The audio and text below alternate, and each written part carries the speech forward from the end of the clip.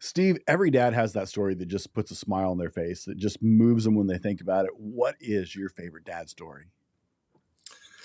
Well, I've got one.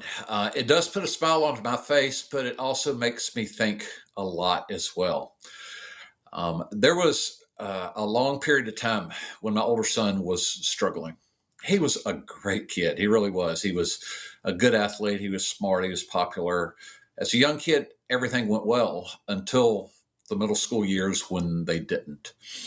So for about 10 years, he struggled with drugs and alcohol. He had picked the wrong crowd to hang around with. And times were very, very dark for our family. And as many things as could go wrong, very often were going wrong. And when you're in those situations, if you're a dad or even a mom, your relationship with your son, in this case, a son, struggles, and he's trying to form his identity, and you're trying to maintain that precious relationship. So we had struggles at times. And flash forward a few years, and God bless that he worked his way out of it. It took a while, but he worked his way out of it. And about 3 years ago, he had found the woman of his dreams and was getting married. And so that's kind of symbolic of how far he had gone. He had found a vocation that fit his skills, and he was doing very good at it. So he was in a different place. But he and I had the conversation many times that that you are now the man that you were meant to be, not just in spite of what you went through, but in many cases because of it. And he gets that. He understands that. So on his wedding day, he wrote my wife and I a card, and it only takes me a few seconds. I'm going to read it. When I talk about this in seminars, I normally don't get through it, but I want to make a couple of points about our journey and what it's like for dads in general. He said, Mom and Dad, it's been a crazy ride, hasn't it? Sometimes it feels good to reflect on the journey. You never lost faith in me through all of my downs and screw ups. You kept believing in me and giving me your unconditional support. I wouldn't be in this position this weekend without it. Y'all made this happen, and I will forever be thankful. Today, your son is getting married and starting a life and family of his own, but I'll never forget what got me here in the first place. I'm honored to be your son, and I love you both immensely. Love your son. Now, I read that not to say that my wife and I did a great job, because I often give seminars that tell all the ways we screwed up. We do a lot with parents. But I do it to send the message that if your son or daughter or a loved one is struggling, if you only do two things, is keep loving them unconditionally and hang in there. Hang in there. And persevere and keep doing the next right thing one at a time, and make sure that they know you love them. If you do those two things, it will be what it will be.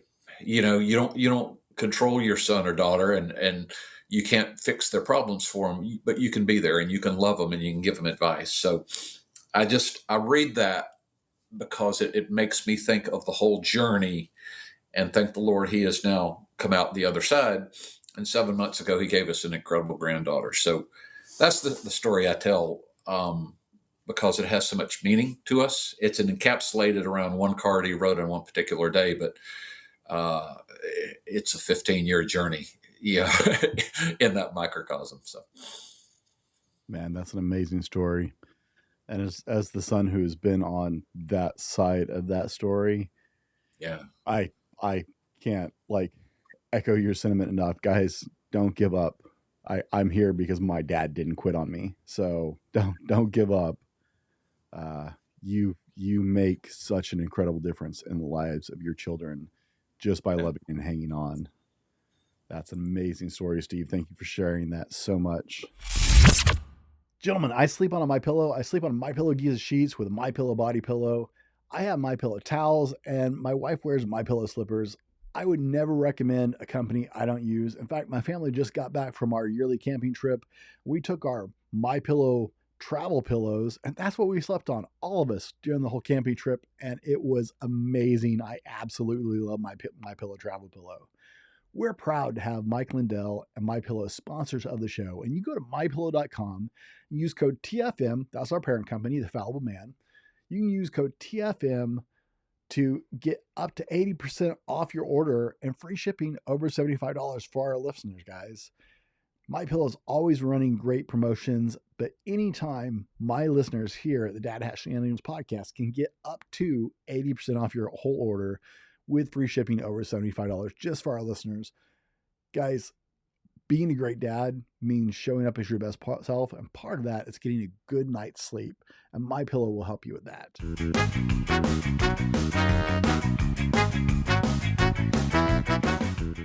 Welcome to the Dad Hat Shenanigans podcast, the unfiltered truth of being a dad. Real dads, real stories, unfiltered, candid conversations on fatherhood. I'm your host, Brent Dallin, and today my guest is Steve Ward. Steve, welcome to the Dad Hat Shenanigans podcast. Brent, it's great to be here. First podcast I've been on where it was mandatory to wear a hat. But I love the vibe you got going. I love what you're doing. So I'm ecstatic to be here. Thank you. I get a lot of people like, really? I got to wear a hat? Yeah, you got to wear a hat, man. And you've got a great hat. So right off the bat, what is the story behind this amazing hat you're wearing? Yeah, well, you'd said, most dads have a lot of hats. I don't have a lot of hats anymore. I think I used to wear hats, but I don't. The reason this one is meaningful because it touches on several aspects of my life that were important. One is, if you can't tell, it has a Georgia Tech logo on it. So I went to Georgia Tech, which A, is a good school, but B, it's where I turned from a social drinker to be cool in high school to a semi-professional. so in school, I was trying to work real hard to make good grades but so I could spend my time 6 days a week drinking as much as possible. So it anchors me in that part of the story, right? It's also anchored in the fact that my younger son went there. So and he chose to chart a certain path through life, which was enviable. He found his faith in the 6th grade. He's consistently made good directions. So it makes me think of him as well. The third part and the final one is it makes me think of my older son, right? Who the reason it makes me think of him is I wear this whenever we play golf. He went on a journey that was very dark at times. And so there were times when our relationship was strained. There was one time, I'm not a small guy, but he was 6'4" and athletic and on his baseball team. And there's one time he was bowing up in front of me and I'm thinking, is my 17-year-old son about to take me out? But now we have a wonderful relationship and it's exemplified when we play golf. So I wear this hat when we play golf. And every time I do, it's a reminder. It's just a fun, casual time on the golf course, but it's also a reminder of what we went through to get to that point. So a lot of different stories wrapped up in the same hat. So, see, that's the joy of hats. They make these journeys with us. I filmed one episode of this solo just to explain the whole dad hat theory to everybody, right? And so I got down, my kids had a great time because I got down and started digging through my stacks of caps. Oh, yeah. No idea how many hats and what a variety of hats I have. And they're like, well, what about this one? And there are stories connected to every cap I have. Yeah. I had I fished out my hard hat from when I worked hard construction and my beret from when I was in the military. And I still have my brother's bucket hat from his basic training in the Navy. Like I have original bucket hat. Yeah. That I stole from him when he came home from basic because he was a lot older than me and I wanted to be my brother. So I stole his hat, Yeah. Right? Well, metaphorically, it certainly works as well, right? I mean, we are a certain persona at work and we're a different persona with our kids and with our spouse and with our buddies.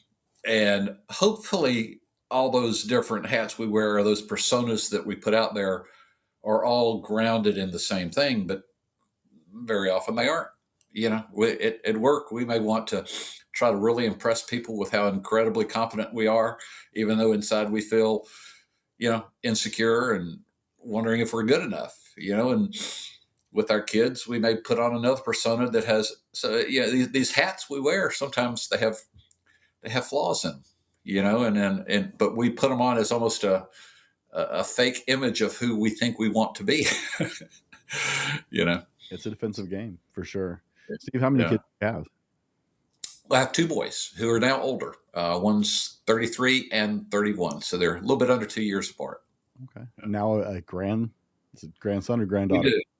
You're lucky we've talked this long, and I hadn't pulled out a picture. So we do have one granddaughter who's 7 months old, and I'd heard that the grandparenting gig was pretty good, and so far it has lived up to the billing.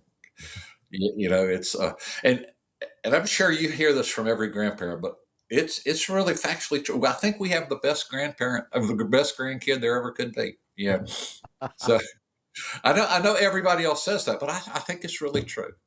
My mom lives with us, and she's pretty Uh-huh. partial to all of her grandkids. I understand entirely. Uh, Yeah, yeah, have the babies in the family. That's one of the reasons she lives with us.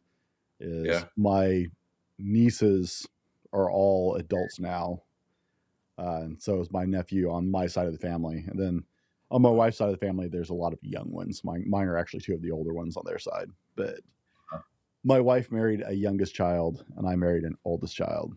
Uh, Oh, so okay.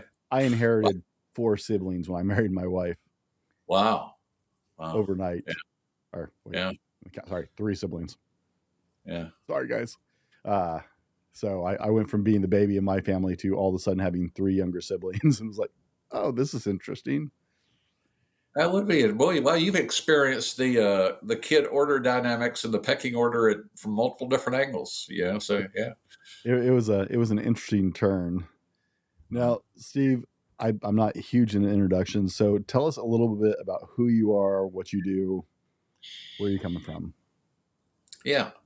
Well, I'll see if I can make up a story wearing different hats. So, I was good at school and good at work, but I wasn't as good as I could have been. So I always struggled with that. I've been a husband for 38 years. I try very hard to be the best on that, but we all have foibles and flaws that we do, and somehow I keep repeating the same mistakes with my incredibly lovely wife. You're amazing. I guess husbands and dads get this. We can make the same mistake about 2 or 3 million times. You'd think we would learn, but I'm a husband to a wonderful wife. As I mentioned, I'm a dad to two great sons. Now, I left the business world 7 years ago to found and lead a nonprofit ministry. I am a brother. I am a friend. Um, I am a confidant at times because I'm around a lot of people who are struggling in various ways. So we wear a lot of different hats, and I try to wear them as authentically as I can.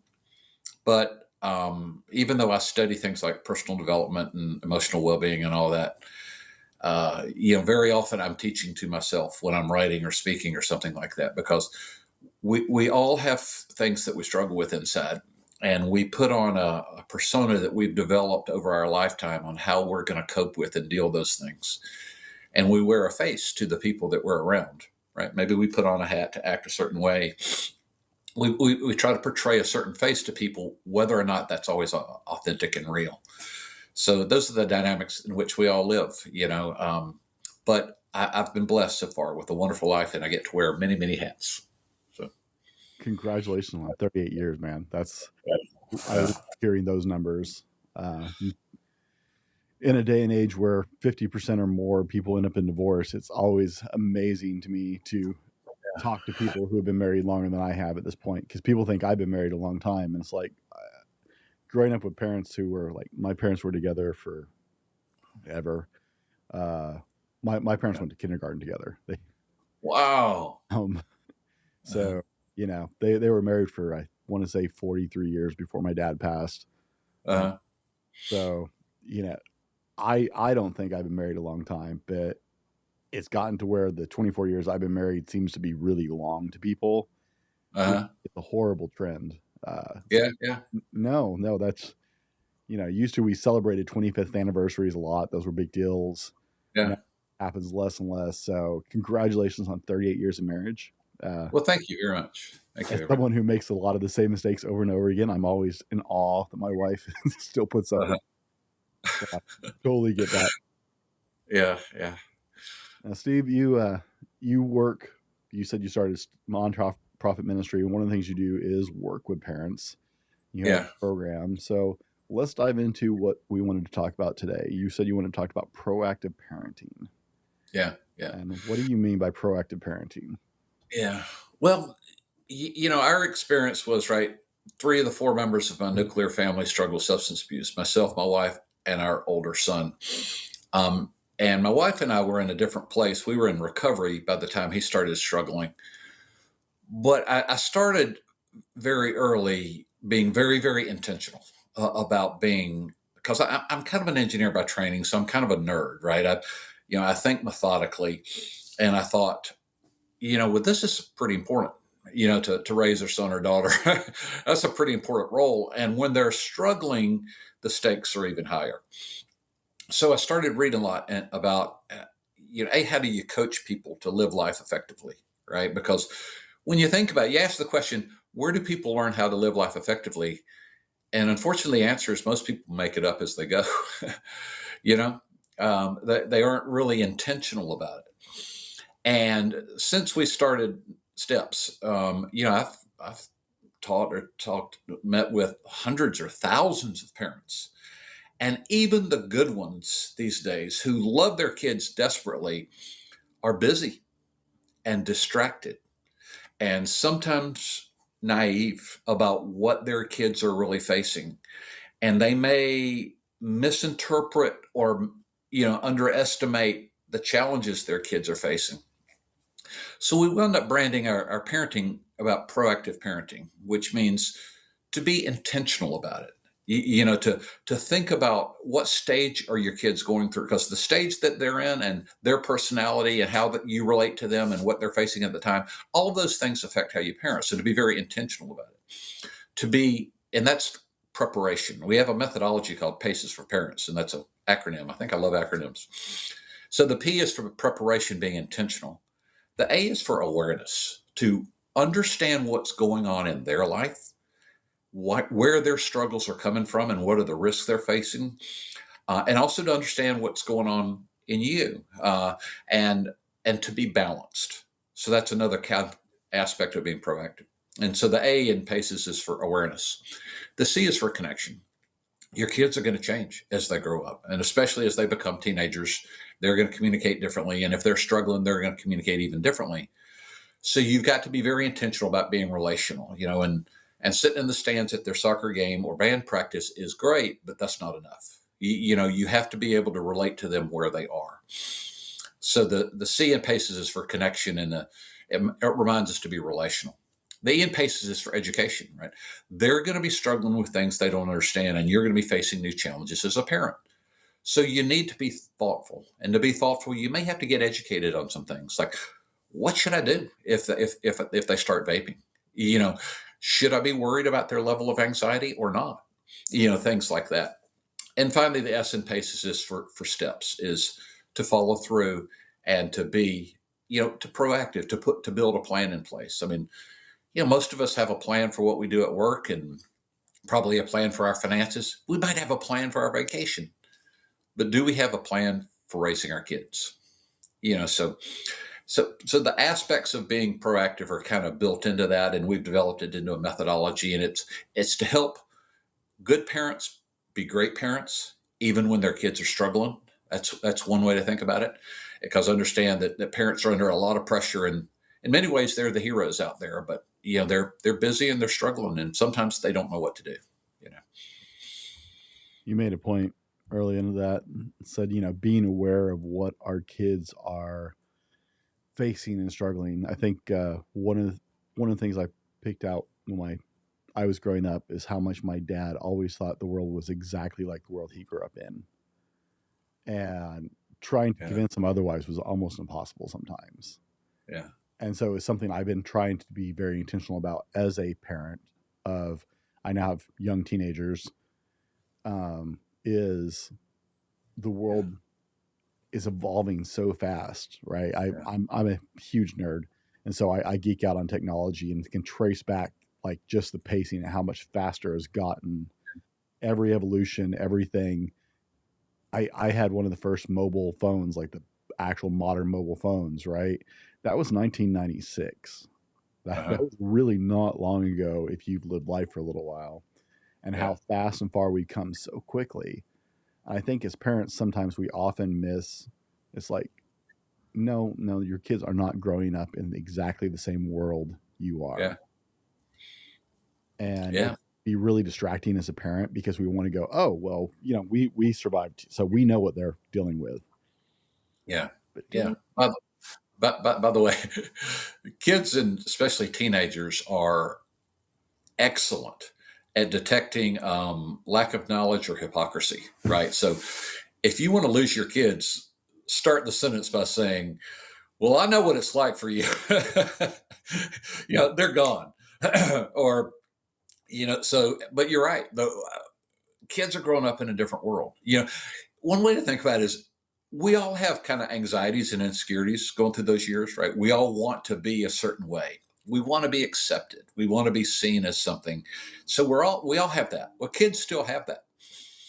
But you multiply that times about 1,000 in terms of the pace of which they're dealing with. One is, as you, I guess, implied, they're carrying around a device which is throwing hundreds of thousands of messages at them every day. And guess what? Those messages aren't all the truth, and they're not all positive. For example, what they're seeing about their other friends is that every one of their other friends has life figured out and is incredibly happy and joyful. Just look at their TikTok or Instagram. So then when one of our kids is struggling, they're thinking, well, shoot, it's just me. It's not everybody else. And then that slows them down from getting help. So you got all that going on. You got the incredibly easy availability of very dangerous drugs that these days cannot just get you addicted, but can kill you. You know, um, and you've got the culture, which is throwing messages at our kids much more rapidly than ever before, and coming from a widely different sphere of thought that is probably a lot different from the worldview that most parents would like to represent. So you're right that things are moving faster and broader, and all those things are stacking up on your kids. Even kids in later high school to college have 2/3 of them say that they have dealt with severe anxiety at a time. Young people deal with anxiety, and all human beings, if you throw information at them and throw clutter and throw choices at them, it increases anxiety. But now there's a lot of things to be anxious about. So, yeah. Steve, I'm curious, in your experience working with parents, um, there are commonalities in all parenting journeys, even though they're very individual, right? Because you have different kids, and every child you have has a very different personality and very different needs that they need from you. But while every journey is very individual, at the same time, there are some very universal issues facing parents. In your experience working with parents who are trying to be good parents, what is one of the most common roadblocks you see people stumbling on?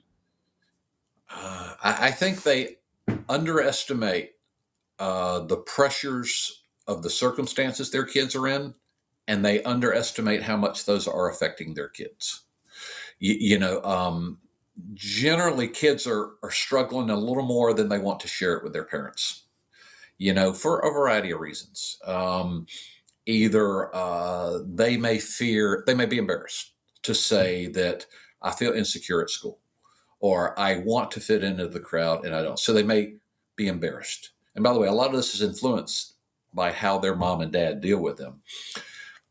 They may feel like there could be repercussions, or they may feel like they will be chided for it. You know, it's amazing how even really good parents, can have a son or a daughter who's has been feeling anxious not just for a little while but for months, and they'll say things just like, "Well, you just need to get over it." So kids, that's not an empathetic approach to what could be a very significant thing going on in their kids. So generally, I think one of the biggest things parents can do is try to go deeper and be more empathetic and try to understand their world and how they're feeling about it. And don't tell them how they should feel about their world, but just first try to be there with them, and don't underestimate the struggles that they may have going on. So. I did a interview with the lead polygrapher for the Secret Service a couple months ago on my other show, and he said that he has a ratio of at least 3, if not 4 to 1. He asks questions and digs deeper into those questions, right? He'll start with, what are you doing this weekend, or what are you looking forward to doing this weekend? And he'll dig in, but he'll ask 3 to 4 questions for everything he actually offers out in the way he communicates with people. I've been trying to do that with my daughters a little bit more. Yeah. It's really easy. I'm like every other parent. I get busy and I've got a lot of stuff going on. Yeah. Stop offering advice. Let's ask some more questions here. Let's gather some more information. I think it's really easy to shut down as parents and be like, just blah. All right. Yeah. Yeah. I think most parents, even those that get the point, they would be shocked if someone was invisibly following them around and keeping a log of all that they say during the day to their kids. How many of them are negative and how many of them are positive? Because we tend to speak to the exception, like, your room's not clean. Why haven't you done this? Why haven't you done? So one is the ratio of negative to positive, but the other is assertive, stating a fact, trying to fix, versus empathetically listening and asking questions.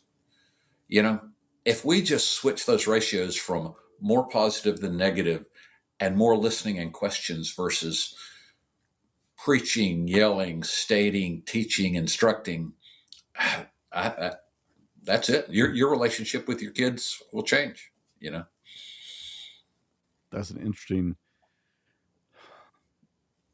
When I'm talking with men about their relationship with their wife, it's one of the things we talk about frequently. It's like, okay, you got to put the "I need to fix it" down. She wants to be heard. She wants to talk about it. She wants you to listen to her talk about it. Attentive listening, but she's not asking you to fix it. And it sounds like that would be a valuable approach even with your kids. Let me listen to what you have to say. Let me listen to how you're feeling and not try and fix it until you ask me to. Yeah. And that's like I think I mentioned before, right? I do want to be real in this, that very often when I'm studying and talk about and teaching, I'm speaking to myself. Like what you just said about how we should be around our wife. Yeah, most wives are like that. They would rather have an empathetic listener who supports them and it is encouraging, rather than someone who tries to fix it or tell them what to do. Why can't I do that? I mean, I know that. I know that to be true. But guys are many things, but very often we're stubborn and stupid. We just keep doing the same things over and over again, even when we know. So, but that's okay. If we're trying to work on it and trying to improve, generally our wife will give us some grace if she sees we're trying. But you get bonus points for sure. I tell guys, I was like, look, they'll see if you're making even if you don't execute perfectly, they'll see the effort, and you at least get bonus points for trying. That's right. That's important to understand. Yeah. It's certainly better than being oblivious or acting like we know what we're doing all the time. It goes a long way, right? When we admit to anyone in any human relationship, it goes a long way to be transparent and humble and admit when we have something we need to work on. So I'm curious, how do you recommend for parents to work on that awareness, right? Because it is, the world is changing very fast. I know a lot of parents who, they go to work 10 or 12 hours a day and they still want to be good parents. They want to be a good spouse and they want to be good to their kids, but they work 10 to 12 hours a day, 5 to 6 days a week, and they're exhausted all the time. How do you encourage parents to develop that awareness of what is going on in the lives of their children in the world they're growing up in? Yeah. Uh, First off, everybody's situation is different, right? So there are some circumstances like how many hours we have to work or how hard that vocation is that may be somewhat outside of our control. That said, there may be some of it which is within our ability to control first. So if we have the option to give ourselves more margin to be parents, we could do that. Now, again, I'm saying that understanding that, God bless the heroic mother who's a single mom working 2 or 3 jobs, 17 hours a week to keep food on the table. A hero, right? But for those of us who might have some discretion, like for example, for me, when my boys were 3 and 5, I was working for IBM at that point. I was in a sales position, and I'd found out in recovery that not only was I addicted to alcohol, but I was also addicted to performance control and perfectionism. Right, so I was working a lot of hours, and I was traveling a lot. And I thought, well, it's no big deal. I can just start doing less. My boys are now old enough to see me as a father figure. I need to work less. Well, week to week to week, I couldn't do that, right? My sense of self was so wrapped up in my work that it was hard for me to do that. So I had to kind of like take a long term view and say, in the long run, how many hours will I allow myself to work a week? How many days a month will I allow myself to travel? And yes or no, if they tell me they want me to move somewhere like to New York, am I going to go? And in the long run, I was able to have the perspective, my kids are important enough that I need to set some boundaries. And then I had to enforce them in the short run. So one is, can you build more margin into your life? That said, with the margin you have, what do you do with it? And it doesn't mean never have fun. I think maybe the first thing you want to do with your kids whenever you encounter them should be casual and fun and lighthearted and connecting, right? So that when they see mom or dad coming, they think something pleasant is going to happen. It could be a joke, it could be a goofy hat, But that said, also finding ways to have conversations. And we actually do a class on 10-minute conversations. You can have a very important conversation in 7 or 8 or 9 or 10 minutes. If they're in the right vibe and you ask some leading questions and you shut up and listen and let them process it, and so I guess those are things that occur to me. One is, can you adjust the margin and give yourself more margin? Because sometimes quality time does come from quantity time. So if you can get more time, do it. Based on whatever you have, make sure that your kids see that they want to be around mom and dad. But then find a way to have conversations, including that go deeper and that are mostly empathetically listening rather than telling and scolding. So Communication, it becomes a really fun issue. You were saying try and make every start with something pleasant. I obsessively, like, I hug my daughters. If I walk out of my studio and so we homeschool the kids, they're here a lot of the time. And so when I finish recording this, I'll walk out, and if one of my children is standing anywhere close to my path to the kitchen to get my coffee or whatever, I'm going to hug them on the way by. I may not say a whole lot. I may just hug them and kiss the top of their head and greet them, but I always try and lead with a reaffirming, because both my kids are, that's a very strong love language for them, is that reaffirming hug, that closeness. We just had date night last night. I have one night a week that is my daughters from 4 p.m. till they go to bed. It belongs to them. Like, I barely talk to my wife even. From 4 p.m. till they go to bed, it's their time exclusively. And I've always got, even my 13-year-old was cuddled up under one arm, and we're a very affectionate family. But we always try and start that way. But I always try and talk to them. It's like, hey, what you got going on? What's going on? Tell me what's happening. Hey, You're looking a little tired. Are you okay? Did you sleep well last night? Right. I'm always trying to start some kind of dialogue with them. Mm-hmm. Now it's fun because my kids are hitting that teenage years. And so every now and then I'm starting to get that, uh, right. I'm starting to get that grunt and that little eye roll every now and then. Yeah. Uh, but learning to keep that communication open with our kids as they move through those various stages of life takes some adjustment on our parts Yeah. as dads. We're going to have to learn to speak their love languages. We're going to learn how to communicate in a way that they're receptive to. So, Yeah. you said C is for connection, and that connection with your children is so important, guys. That will follow you. If you establish a strong connection with your kids, that will follow them through their whole life Yeah. and into your grandkids eventually. Yeah.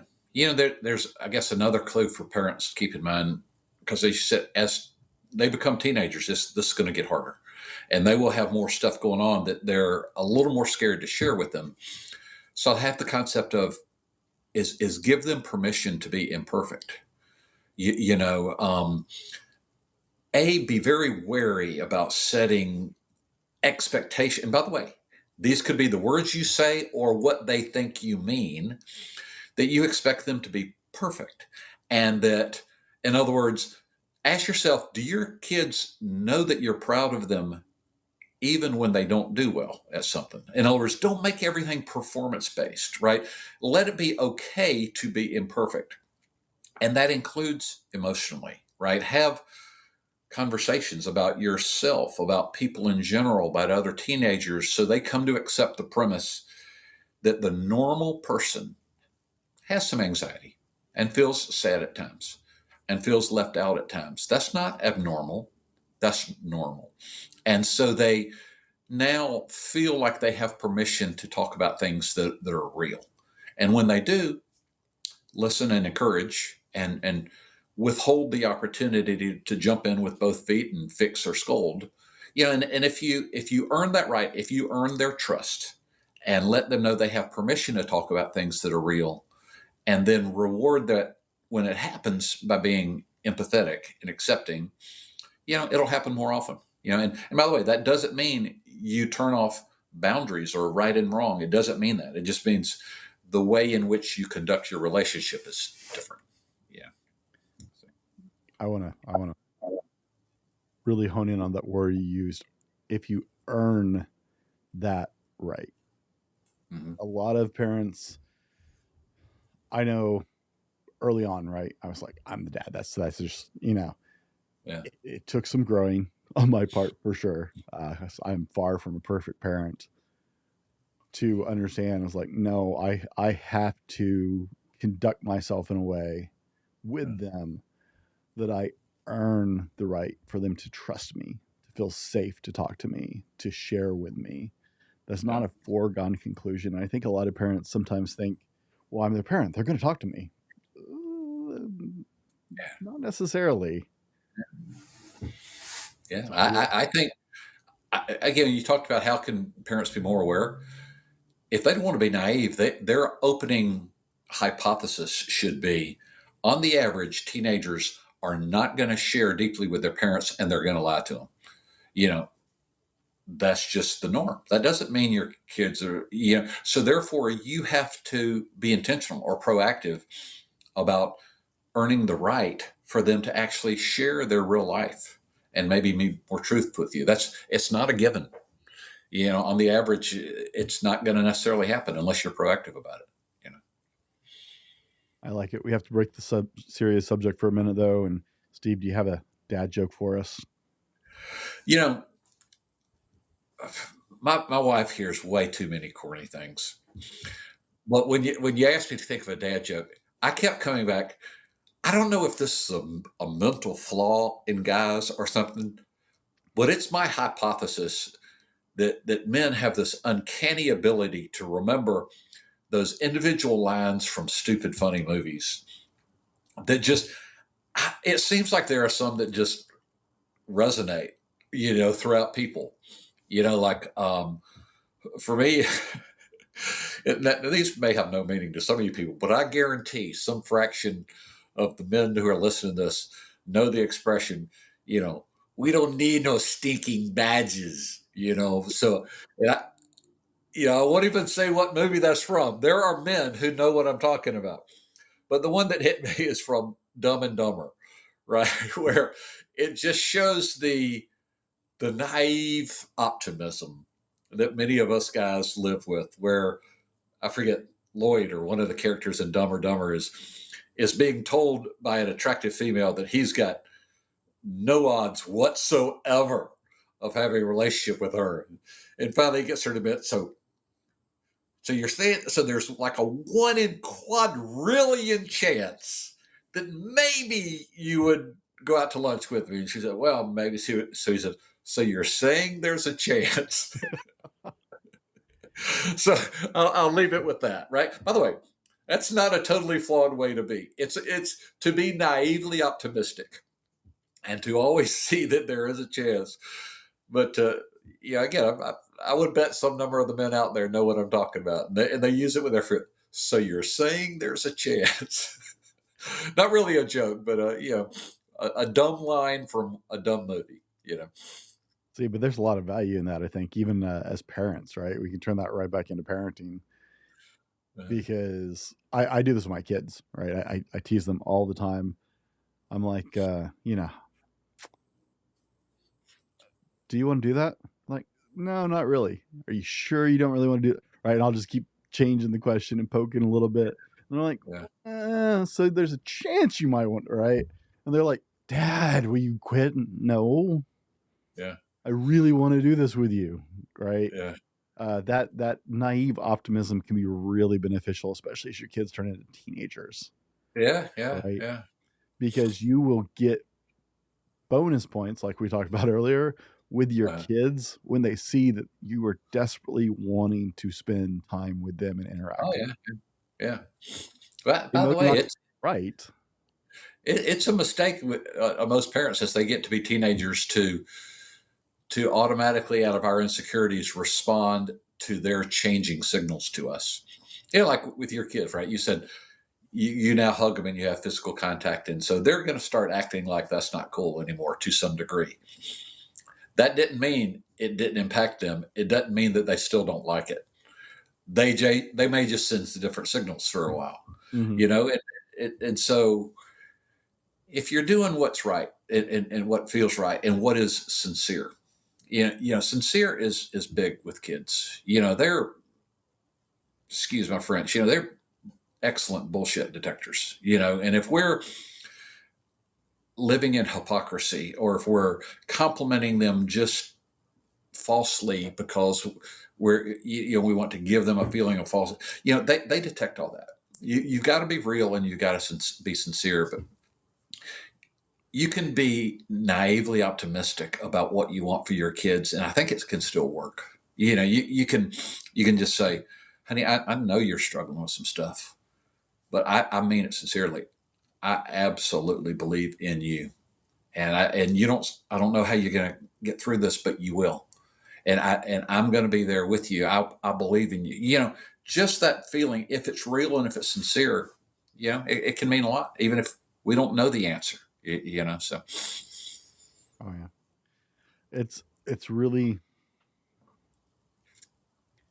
I found that the more you can engage more senses with your kid, the more they're going to open up, right? There are times where you have to communicate with your kids like you do with other men. Men communicate side by side. We don't communicate face to face, right? Guys talk in the car. We talk sitting at a bar. We talk doing projects, and it's always side to side. And so I experiment that without my kids, right? My daughter and I did a fundraiser last year. It was a rucksack challenge, and we had to walk so many miles with rucksacks on to raise money for Stop Soldier Suicide. And we have a lot of military people in our family and in our community, our friends. And so, something my daughter feels passionately about. And so we were doing this together, but those conversations going for walks together, like when she didn't have to look me in the eye, but she was walking along with me, we were in tandem together, right? Working towards a goal together, doing something together. The Yeah. free flowing conversations that happened in those Yeah. moments, Yeah. right? That made the whole that made the 50 miles worth it. See, that's another example, Brent, of being proactive, right? For you to intentionally want to know what is the dynamic in which I can connect well with my kids, and then to seek out those situations. Even if every parent has a certain amount of bandwidth available to them with their kids, hopefully they widen it. But in that period of time, what do you do with it? Do you sit in the stands at their baseball game? Nothing wrong with that. I'm not sure that's the deepest connect. You're sending a positive message that's supportive, but that's good.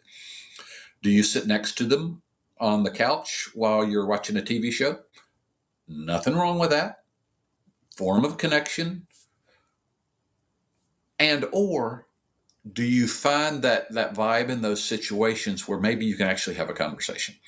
And you just mentioned a very intentional thought process of when we do this, this happens. It can be like that. Yeah, but we have to be kind of proactive and intentional about it sometimes, or it won't happen in the busyness and clutter of life. It won't happen on its own. Steve, what's the best part about being a dad? Oh, There's a million things, but to me, it's just the significance of it. To think, and I've especially been thinking about it with having a little granddaughter now, where it's been a minute since we had kids, right? Our boys are 33 and 31, and to see a human being being born and growing up, it's like, holy cow! What kind of miracle is this? And to think, hey, that's a human being. And so to be part of the journey of another human being or more than one is unbelievably significant. But yet in a warm and hopefully fun and enjoyable way. So I think it's just the amazing significance of it. If all you do is you're a good parent, and when I say good, I don't mean perfect. When you give it your best shot to be as good a parent as you can be with one or two kids, that's significance. That's a sum. No matter what else has happened in your life, that's significance. I think it's just that breadth of meaning and significance that strikes me. Steve, if the guys listening today are looking to connect with you, where is the best place to find you? Easiest is at our website, which is lifeimprovementsteps.com. Lifeimprovementsteps.com. If they're mostly interested in parenting, up at the top, they can click on toolkits and go to proactive parenting and see toolkits for raising teenagers, dealing with a crisis, biblical parenting, raising kids, being a grandparent. If they or someone close to them is struggling with perhaps behavioral health issues, substance use, been there, done that, or mental health issues, they can go to behavioral health. If they just want to get better at life, and deal with intentionality and productivity and dealing with relationships, they can go to Life Improvement. So, but mostly just remember lifeimprovementsteps.com, lifeimprovementsteps.com, and then look for you when you get there. And as always, guys, we'll have links to connect with Steve down in the show notes or the YouTube description, wherever you're joining us today. We will make sure that you can connect further with Steve. Steve, we've covered several various aspects of parenting today, and the idea of very intentional parenting or proactive parenting, as you use.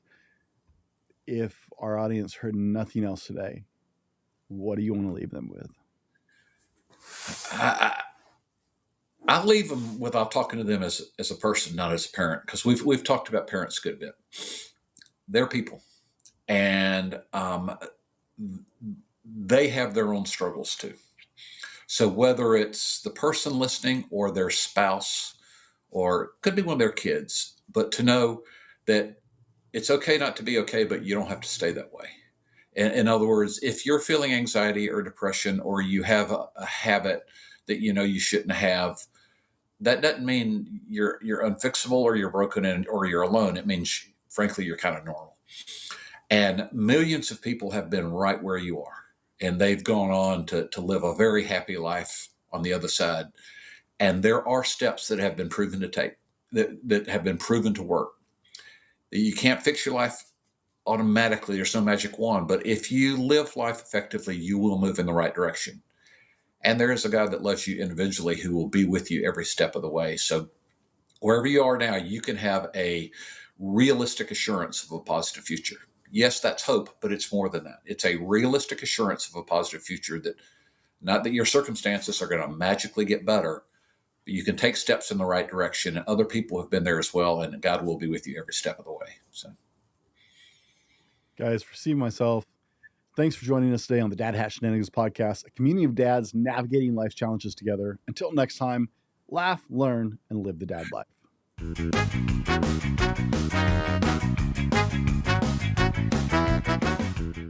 Gentlemen, if your relationships aren't where you want them to be, I want you to know I got you. Relationships take a lot of work and can fall on the back burner pretty easily as you're empire building in your life. Men often suffer from damage to their relationships while they're trying to provide.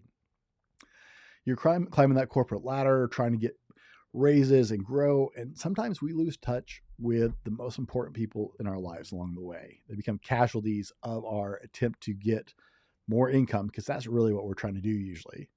Well, I help men with the skills, tips, and techniques to rebuild thriving relationships with the people they love the most. Even if you've struggled with being the husband or the father you want to be in the past, reach out, schedule your free discovery call at purposedrivenmen.com to learn the skills you need to connect deeply with the people that matter most, that you're doing all this for anyway.